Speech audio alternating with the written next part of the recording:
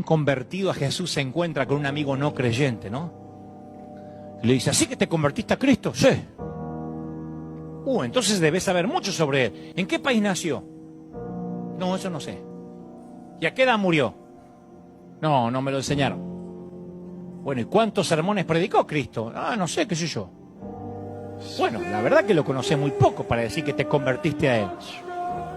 Y el otro dice, tenés razón, yo siento vergüenza de lo poco que sé de él. Pero sé una cosa, hace 3 años yo era un alcohólico. Estaba endeudado, mi familia destruida, me tenían miedo. Mis hijos me tenían miedo.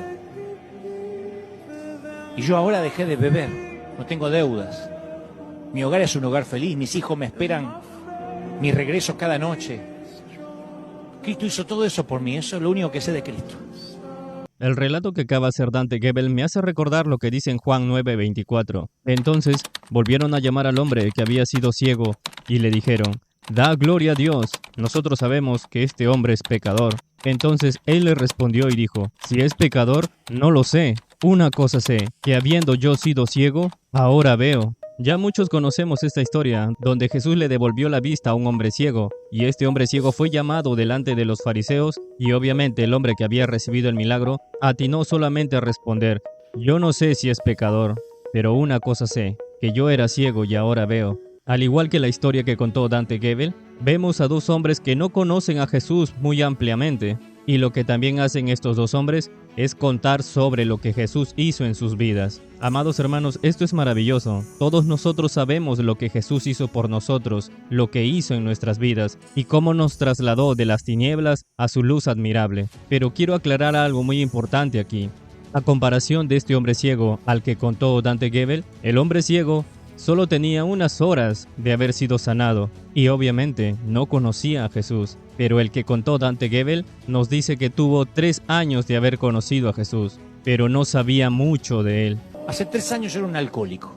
Esto quizás se puede malinterpretar por muchas personas que creen que es más importante contar los testimonios que pasan en nuestras vidas que estudiar y contar lo que dicen las maravillas del Evangelio de Jesucristo escritas en la Biblia. Así que necesito urgentemente aclarar esto, porque vivimos en una época donde la pereza al estudio serio de la palabra abunda grandemente. Recordemos, hermanos, que no hemos sido llamados a contar nuestros testimonios, sino a predicar las maravillas de Jesucristo, la palabra de Dios, el Evangelio. Ahora, por favor, no me malinterpreten, no estoy diciendo que no debamos contar nuestros testimonios, pero nunca creamos que eso es suficiente en la vida de un cristiano. Debemos estudiar y conocer la palabra de Dios para dar a conocer al mundo al Señor y Salvador Jesucristo. Hermano, tú no estás llamado a conocer un poco la palabra de Dios. Tú no estás llamado a escuchar un poco de la palabra de Dios. Tú no estás llamado a entender un poco a Dios. Tú estás llamado a conocer toda la palabra de Dios, a leer toda la palabra de Dios y a conocer 100% a Dios. No vaya a ser que te vayas al infierno porque no conociste realmente a Dios. Hermano, deja la pereza a la hora de leer la palabra. Porque te sabes todos los capítulos de tu serie preferida. Te sabes los diálogos enteros de tu película preferida. Te sabes las noticias de los famosos de última hora, sus divorcios, sus matrimonios, las cosas que pasan en los países, las últimas noticias en política, pero no sabes todo de lo que más importa, que es la palabra de Dios. Hermano, a mí hay gente que me habla de cosas políticas y yo tengo que decir, lo siento, no sé mucho de política. Bueno, y de historia, bueno, sé un poco, pero no sé mucho de historia. De geografía, no sé mucho de geografía. Soy pastor, soy cristiano, hay algo de lo que sí sé mucho, de la palabra de Dios. Pero es que tampoco tengo que saber de todo. Yo estudié administración y dirección de empresas, hice matemáticas avanzadas y te digo yo una cosa, que de esas matemáticas me pueden haber dado dolores de cabeza y no las he aplicado nunca. Pero la palabra de Dios sí que la aplico cada día a mi vida. La historia, bueno, ¿cuándo se fue el descubrimiento de América o la invasión, como quieran llamarlo? ¿O cuándo fue la guerra civil española? ¿O cuáles son los años exactos de las guerras mundiales? ¿O quién iba con quién en esas guerras? Igual fallo en algún dato, pero yo sé quién es Dios, yo sé quién es Jesús, yo sé cuál es el camino al cielo y eso es lo que realmente me importa, porque puedo saber todo acerca de Hitler, Mussolini, Franco, dictadores, historia y irme al infierno, pero no me iré al infierno si sé quién es Jesús. y sé cuál es el camino al cielo. Entonces, hermano, a veces inviertes muchas horas de tu día en conocer cosas que no te van a servir y malgastas muchas horas pudiendo conocer tesoros que sí son prácticos y necesarios, o más bien imprescindibles para tu diario vivir.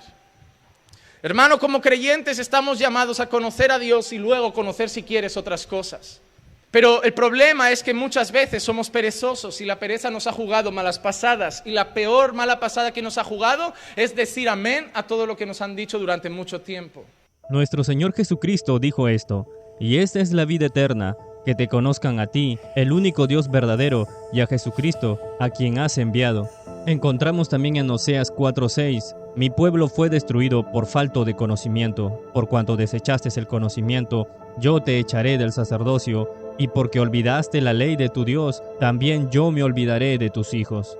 Amados hermanos, debemos tomarle más seriedad a nuestro estudio de la palabra de Dios para conocer cada día más a nuestro Dios y no dejarnos engañar por herejías como de estas personas. When God turned the earth over to you, Cuando Dios te entregó el control de toda la tierra a ti, now, ahora, for God to get back in it, para que Dios pueda volver a He's going to have infiltrarse to en come ello, through you. tiene que pedirte a ti permiso para hacerlo. It's called prayer. A eso se le llama la oración. God will allow what you will Porque allow. Dios solo permite lo que tú permitas. This earth is under your watch. Esta tierra está bajo This tu earth is control. nothing supposed to happen here without your permission. Nada debe de ocurrir en toda esta tierra sin que tú lo permitas. Por cuanto los ladrones no entrarán, entonces el que no diezma no entra. Ya. El que no diezma no entra al reino de los cielos.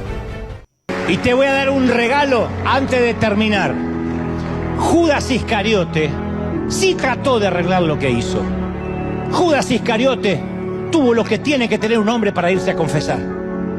No pudo con su remordimiento y se acercó al templo a buscar a los sacerdotes, pero el pobre hombre tuvo la desgracia de caer entre los hermanos mayores. Judas Iscariote dio la confesión más sincera y auténtica que ninguno de los apóstoles dio.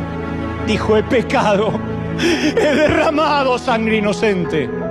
Y devolvió las 30 monedas de plata. Pocos cristianos piden perdón y restituyen. Él agarró y devolvió, no tocó ni una moneda, restituyó, no solo pidió perdón, restituyó.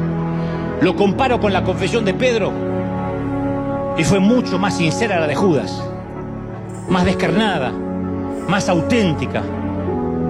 Pero los saboteadores de la gracia no lo perdonaron. Judas no fue más pecador que el resto de los discípulos que se escaparon muertos de miedo, El gran error de Judas Iscariote fue que en vez de correr a la cruz, se metió en una iglesia. No, la oración no es mendigar, la oración es demandar. No mendigue más. Dije, no mendigue más. No mendigue más.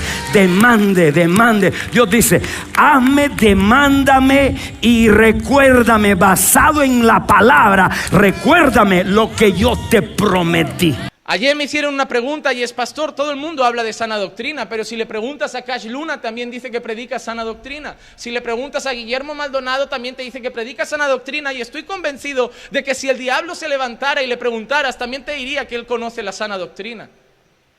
¿Cómo sé yo, pastor, cuál es la sana doctrina? Solo hay una manera: conocer tú mismo la palabra de Dios y analizar todo lo que te dan a la luz de la Escritura. Todos parecen buenos predicadores hasta que te pones a leer la Biblia. Todos parecen grandes hombres de Dios, fieles a la palabra, hasta que tú te pones a estudiar la palabra y empiezas a ver que a lo que antes decías amén, no es amén. Y no es nada, nada, nada amén. Sonaba muy bonito, sí, sonaba muy claro, sí, sonaba muy convincente, pero luego de leer la Escritura te diste cuenta que sonaba de todo menos bíblico. Y no somos llamados a sonar convincentes, carismáticos o bonitos. Somos llamados a predicar bíblicamente, a predicar lo que está escrito y punto. Y si hay algo que a mí me gusta hacer como predicador, es enseñarle a las personas la palabra entera. No solamente las promesas buenas, sino también la parte cruda del cristianismo. Hermano, yo no puedo decirte que ser cristiano es la cosa más maravillosa del mundo, que la es, sin decirte y recordarte que de esa cosa maravillosa han ido masacrando a muchos de nuestros hermanos, han sido mártires muchos de nuestros hermanos. Los apóstoles, algunos fueron decapitados, colgados, quemados. Los profetas fueron degollados, Jesús fue torturado, Pablo fue perseguido. A lo largo de la historia nuestros hermanos, ya no en la Biblia, sino en la historia común y real, han sido muertos por gladiadores, por leones en el Coliseo romano. Ahora mismo en China son perseguidos, en Corea son perseguidos, en países árabes son perseguidos. Entonces yo no puedo omitir esa realidad.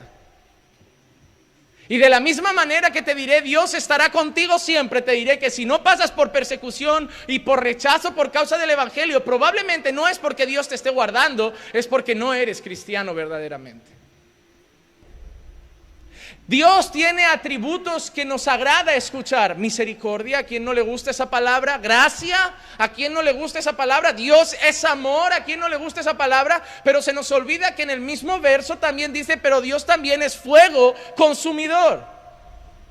Y conocer solo una parte de Dios es no conocer a Dios, o al menos al Dios de la Biblia.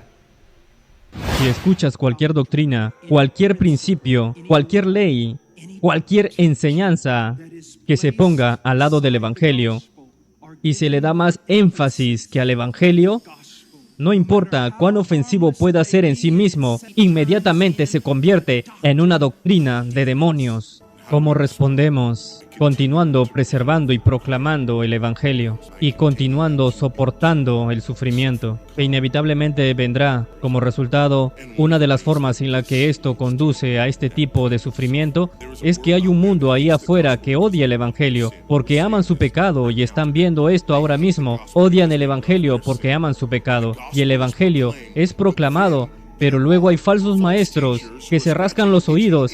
Por lo tanto, lo que necesitas desesperadamente en esta época, como en la época apostólica, son aquellos que preservan y proclaman el Evangelio, y a su vez soportan el sufrimiento, que inevitablemente vendrá como resultado de hacerlo. Y al hacer discípulos, tenemos que mantener esas dos cosas juntas. ¿Cuál es el corazón del discipulado? El corazón del discipulado es tomar a uno bajo nuestras alas de alguna manera y decirles, aquí está el Evangelio que debes preservar, aquí está el Evangelio que debes proclamar, y por cierto, deja que se hunda profundamente en ti, porque a medida que lo preservas y lo proclamas, el sufrimiento vendrá en tu camino, y la única manera en que lo soportarás es por el poder de Dios, y a través del poder de Dios, ya que este Evangelio satura toda tu vida. Ese es el corazón del discipulado. Y nosotros somos predicadores de este mensaje. Un mensaje tan solemne. Personas a veces me critican y me preguntan, Pablo, siempre andas con tanta solemnidad. Siempre cuando prediques, es siempre tan serio. Es porque, hermanos, es serio. No estoy aquí para que tú realices tu mejor vida ahora. Estoy aquí porque es un asunto de vida y muerte. Vida eterna y muerte eterna. Oh, hermanos, viven en la presencia de Dios. Hermanos, nunca deben pasar por alto el primer trabajo de pasar tiempo a solas con Dios.